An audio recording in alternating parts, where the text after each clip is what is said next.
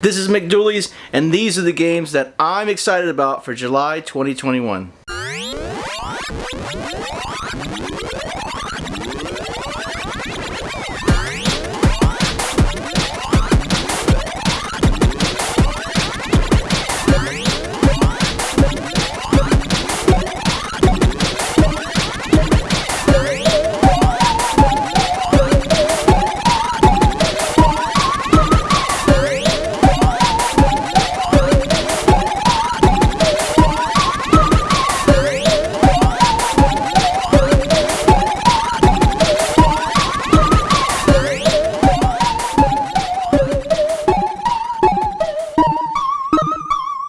First off, we have Blaster Master 03. If you don't know what Blaster Master is from NES, then I'm going to send somebody over there to take care of that and hit you in the head. It releases on July 29th on PC, PS4, Switch, Steam, Xbox, and the Epic Games Store. Series protagonist Jason travels to where the series all began, the planet Sophia, in order to save the series heroine Eve on this final installment of the story. I mean, it looks like a Blaster Master game, which can't be bad. Blaster Master is probably top 5 NES, probably my favorite NES game. I mean, it's really cool. Chernobylite is an indie game that I wanted to mention. I really think that it deserves some attention. It looks great. It sounds unique, and I'm all about unique. It releases in July on PS4, Xbox One, and PC. Get ready for a thrilling adventure of survival, conspiracy, horror, love, and obsession. One that will prove to you that it's not about how you face your fears, it's about how you survive them. Chernobylite is a new game from the creators of critically acclaimed Get Even. Your goal is to solve the mystery of what brought you to the exclusion zone. The action kind of looks like a combination of survival horror, an RPG game, stealth, and like an FPS shooter. I mean, it's like, that's why I say that it's unique looking, because it definitely is going to be unique. And it has like it's in the category, it has its foot in like all these different genres, and I like all of them. And just look at it. I mean, it's freaking beautiful. Little Devil Inside is the next game that I'm really excited about. It's an upcoming action adventure game developed and published by NeoStream Interactive. The game's single player and cooperative multiplayer modes both follow the professional and personal lives of explorers searching for monsters and supernatural events in a 19th century inspired world. It is planned for initial release on PS5, PS4, and Windows sometime in July. There's no like exact date, so hopefully it doesn't get delayed. It probably will. Followed by an Xbox One and Nintendo Switch at release at a later date. It looks fun to explore. The combat, it looks exciting, and there's going to be a little bit of humor from what I've seen so far. I've seen a few videos, and you can see that this it's like cartoonish and cute. It's even when you're cutting somebody's head off, it's still cute. I really want to buy this game. I'm excited by the Ascent, but I'm a little nervous because it looks like that old school Diablo style, and sometimes it's hard to make a game that's fun like that. Diablo 2 and Diablo 3 do it well. I really like those games. The Ascent looks like a Diablo, but pushing the envelope. The cutscenes though are not like Diablo. They're like really cool, and the backgrounds are a little bit better than Diablo games. The Ascent is an upcoming cyberpunk themed action role-playing video game developed by Swedish indie game studio Neon Giant and published by Curve Digital for Microsoft Windows, Xbox Series X and S, and Xbox One, and it's set to release on the 29th of July. It was developed using Unreal Engine 4 by a team of 11 people and is Neo Giant's debut in the industry. The game takes place with an arcology in a futurist what the heck is an arcology? In a futuristic dystopian world known as Velis, controlled by a powerful mega corporation called the Ascent Group. Players assume control of a worker enslaved by the company. After the mysterious collapse of the Ascent Group, the arcology descends into a chaotic free-for-all, pitting districts, syndicates, and rival corporations against each other for control. The player's role is to stop other factions from seizing control and uncover the mystery behind the demise of the Ascent Group. It looks like it's going to be pretty cool, but I'm on the fence. I still think it's worth mentioning.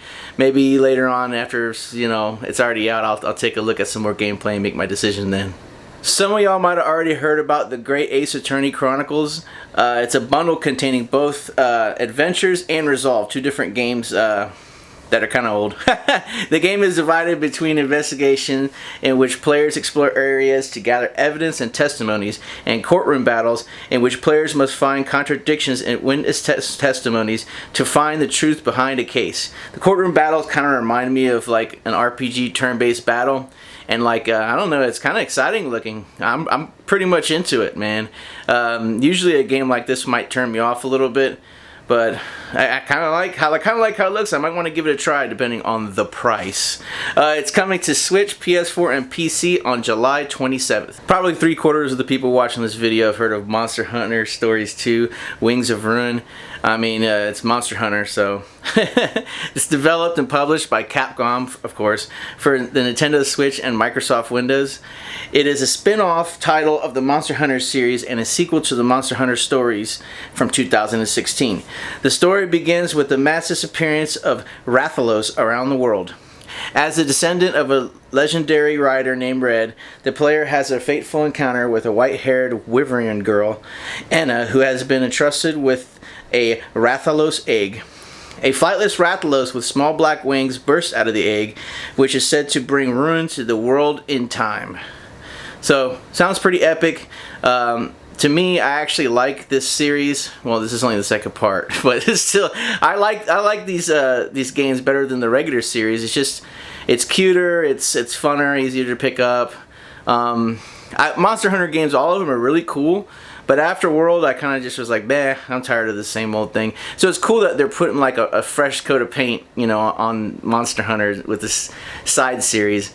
I don't know, man, I'm really excited about it. I'm not a Monster Hunter guy, but I'm excited about this one. It releases worldwide July 9th. I wanted to mention The Legend of Zelda Skyward Sword HD, because if I didn't, it'd be kind of silly, because it is kind of a big deal. Zelda's always a big deal. It's just a high definition remaster of the 2011 Wii game. I don't think much has been done to it. You can buy an expensive amiibo. The game's already $60. That's too much money to me. The game should have been more like $40. So I have a problem with that, but that's Nintendo. Then on top of that, you got to buy like a $30 or $40 amiibo, so that's gonna make $100. Scalper's probably gonna get a hold of the amiibo. So there's going to be another, it's going to be over $100 for you to play the game the way it was intended. You don't, but here's one thing I have to say. You don't really need the amiibo. You get plenty of chances to save. I played it on Wii. The one thing I will say is that it's the most underrated Zelda game, and I believe one of the most underrated Nintendo games of all time.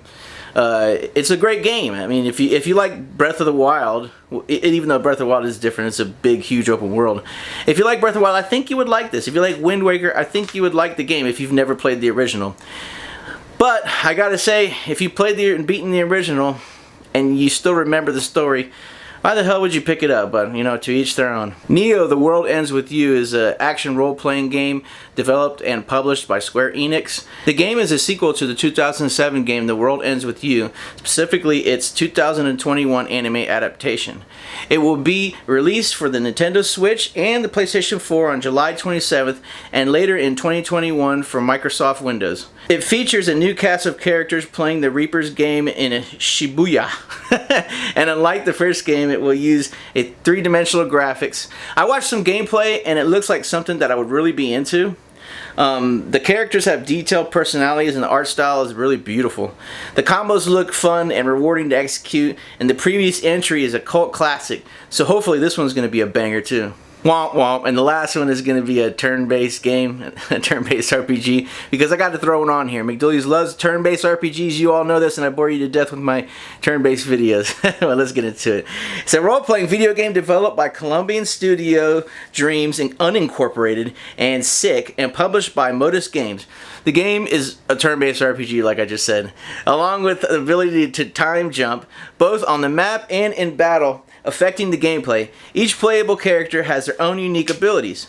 The most attractive mechanic consists of the manipulation of time. The screen is split into 3 sections showing the present in the center, the past on the left, and the future on the right. During the story, Chris Bell must complete a series of missions with the help of Matthias. How the hell you say that? Matthias. Where she must use the crystal powers to make time jumps and making some actions at the past or the future. In battle, Chris Bell can summon the crystal powers to send enemies to the past or the future, altering their characters in which the player can use it to take advantage. The battles are carried out using commands to select attacks, skills, or items, in addition to making the precise pressing of the buttons during attacks, allowing doing more damage to enemies or receive less damage. In addition to the main story, the demo includes a Coliseum mode in which the player faces a horde of enemies in order to test their skills. The game looks really cool. The graphics are a little outdated looking, but they're stylized and they're pretty enough, you know, for McDoolies to get after it. I can't imagine this game costing too much, and it looks like an indie, so if it's at a decent price, I'll pick it up. So there's my 9 most recommended games. Anything I left off of here is something that I can't recommend because I'm not into it. You might be into some other games that are coming out in July, so go check out some more videos, but these are the ones that I would play, and probably everything on this list I'll eventually own. So that's all I can recommend, is what I like. And if you don't like what I like, well, screw you. No, I'm just kidding. All right, McDooley's out. Ludo is your friend. McDooley's is your friend too. Subscribe to McDooley's or suck my ass.